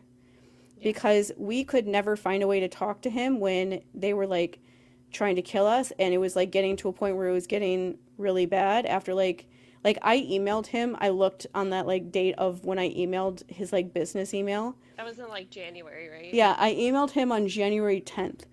And the whole like big blow up happened like on December 26th, I think, was like my sister's birthday, like right after Christmas.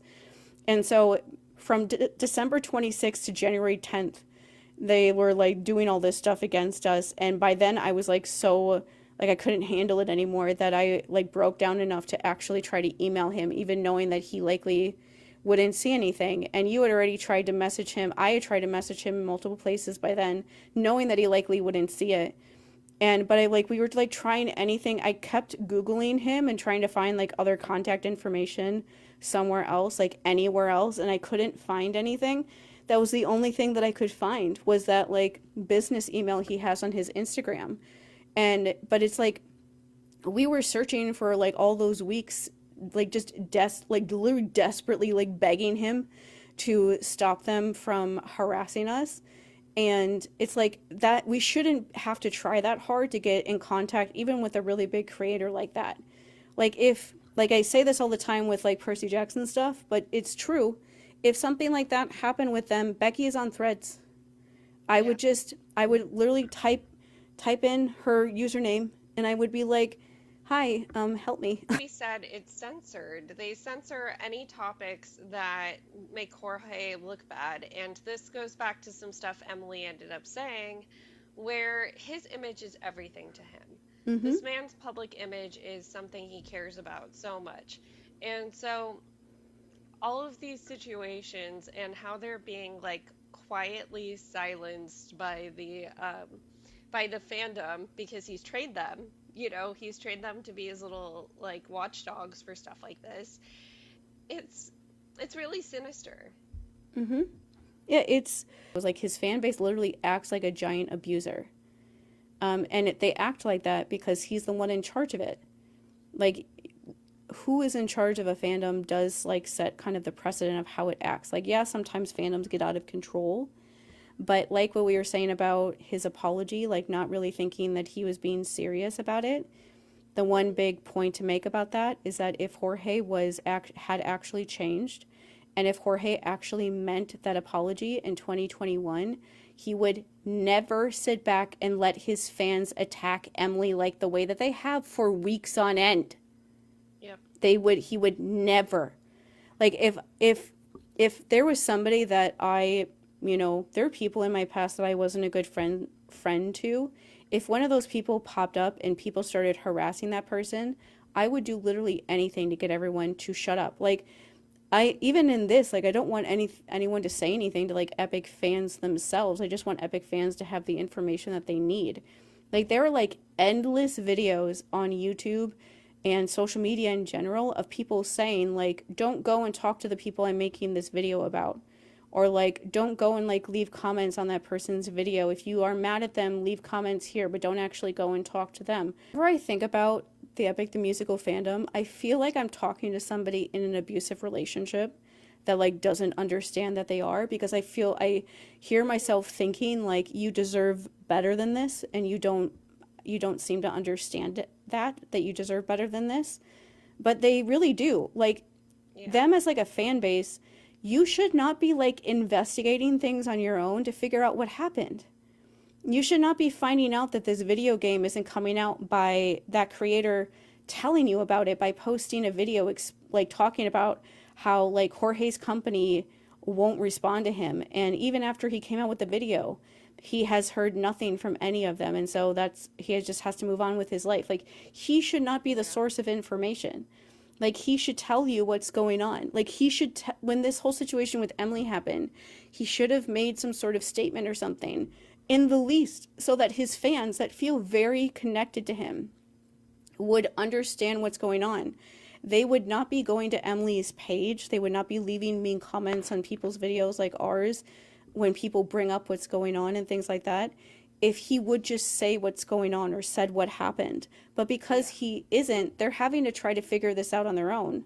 And they're like, because of that, they're like trying to defend him on the information that they have, but they don't really know what's going on because he won't tell them what's going on. I looked up the people that were like really wild about me back in December.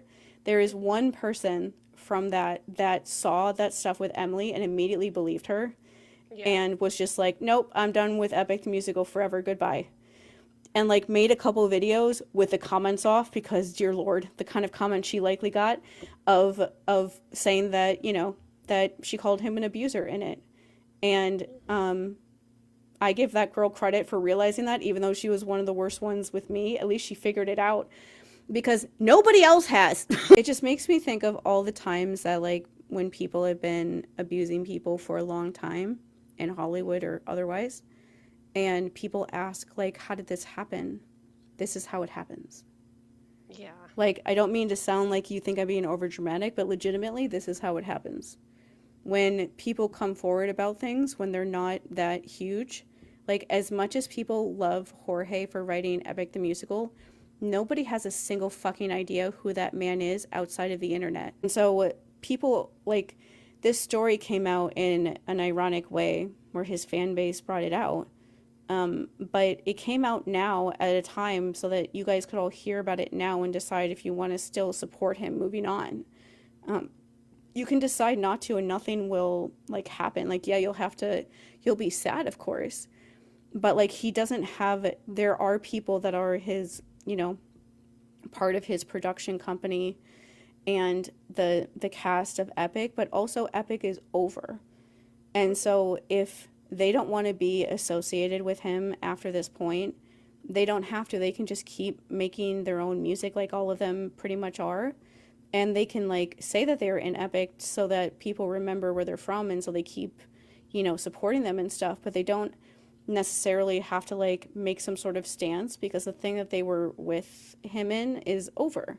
And if they don't want to be in like Ilium or like his adaptation of the Iliad, they can just say no behind the scenes and nobody would know, and he could just say that he just decided to recast the parts. And so they're generally going to be okay. Like, his girlfriend is obviously another story, but they will generally be okay.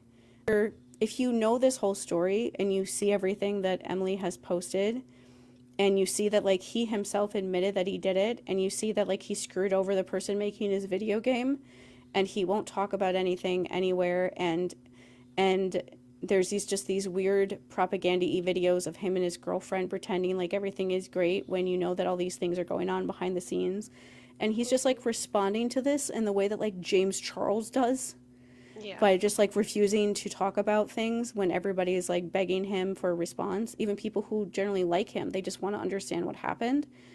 if you see all of that stuff and you still find yourself like being fine with it or like defending him, then it's just like, this is how people end up in big positions of power that are really abusive, is because things like this happen. You have a chance to stop it when it hasn't gone that far, but you're refusing to. And so it's like, at this point, all you can do is put all the information out there and hope that people figure it out. Yeah, and I guess the note that I want to leave this on, as someone who appreciates the Greek mythology of it all, is I have so many concerns of this guy writing about the Trojan War, because it's going to deal with topics of like sexual assault as a part of war.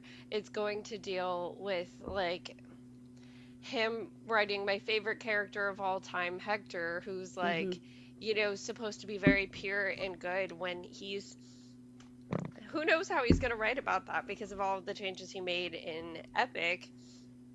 And I don't want him to write for Briseus.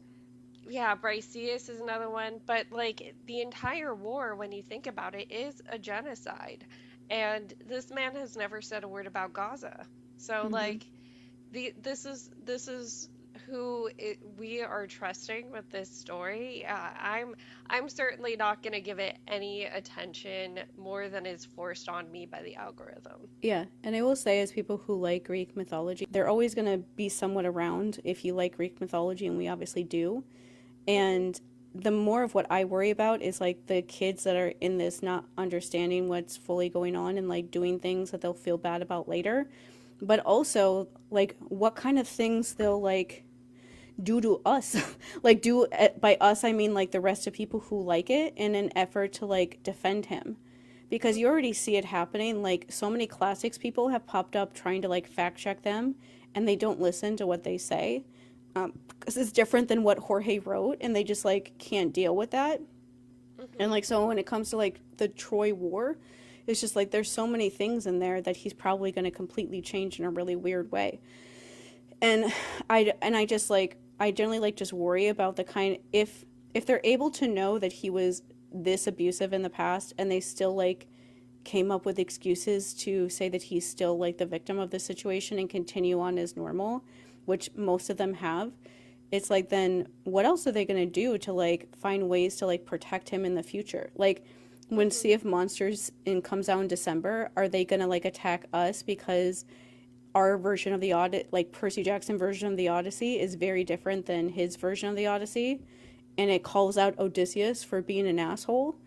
Like, are they gonna attack Percy Jackson fans because we've been around for longer and people like us more?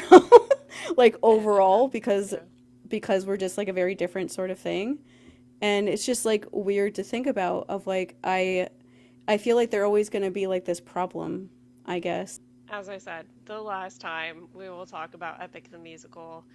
But yeah, like, hero worshipping influencers in general is something that, like, I think at this point we all have to evolve past. It's everybody's gonna let you down, and it's always the thing of like, you don't know who anybody is. Like, and so it's like, no matter how sure you are about who that person is, unless you've like really talked to them for a while, like one-on-one or something, which most of the time, no, you can't ever be completely sure, and you just need to like keep that in check. Any other final thoughts on Jorge before we move on? Final thoughts is that we were right. Yeah, I have to do the Cassandra dance of like, we were right, we told you. Yeah, we were right. We didn't think it would. I thought it would be like years before we realized how right we were, but this happened much faster. But we were right about what we said about him, and if people listened to people like us, this wouldn't have been such a shocking thing for everybody to learn. Yeah. So our next kind of podcast planned out, we are going to talk to Jean about Cersei. And then we're going to talk about the Titanomachy, and which heroes the Percy Jackson books correspond to. So yeah, we got some mythology stuff planned out. before we jump into another book that this time will be a lot more fun since we're doing an actual Percy Jackson book next time. Mm-hmm. Yeah. Mm-hmm. And yeah, I know show news might start coming soon again too, just because the filming of season 3. Tomorrow. Yeah. Like today, I was just sitting there, like laying in bed, like getting all emotional. Like they're gonna start filming Titan's Curse tomorrow. Yeah, so if there's ever any like filming pictures or news that comes out similar to like how we did with season 2, we'll talk about it on our Wednesday episodes. Mm-hmm. But yeah, so that's all we have for you guys tonight with this. I don't know what else to say. I feel like I've said so much about Epic already, and it's like I'm kind of done with the Odyssey in general. Once the Monster comes out. I know we're gonna get I like guess Christopher Nolan. I don't remember when the movie comes out. July. Like, oh my gosh. Oh my god. Yeah, we're not quite done, but I started laughing when I realized that Telemachus and Athena have a whole thing, and Telemachus and Athena are Zendaya, and her boyfriend, whose name I can never remember. Tom Holland. Tom Holland, and I was like, you did that on purpose, you fucking weirdo. Oh my gosh, yeah. But either way, like after Sea of Monsters will be like probably our favorite version of the Odyssey, just because of how they write Greek mythology, and then we get to like watch the Christopher Nolan version and dunk on it relentlessly. Yeah. Oh my gosh. So yeah, we'll leave it here before your phone dies again. Like we're getting better at cutting it off before your phone completely dies. I know. It will last longer, a little bit longer at least, when it's not so hot out, when it's not the summertime. Yeah, that's true. Anyways, so we're gonna get going, and we will see you guys on Monday for our final Cersei discussion.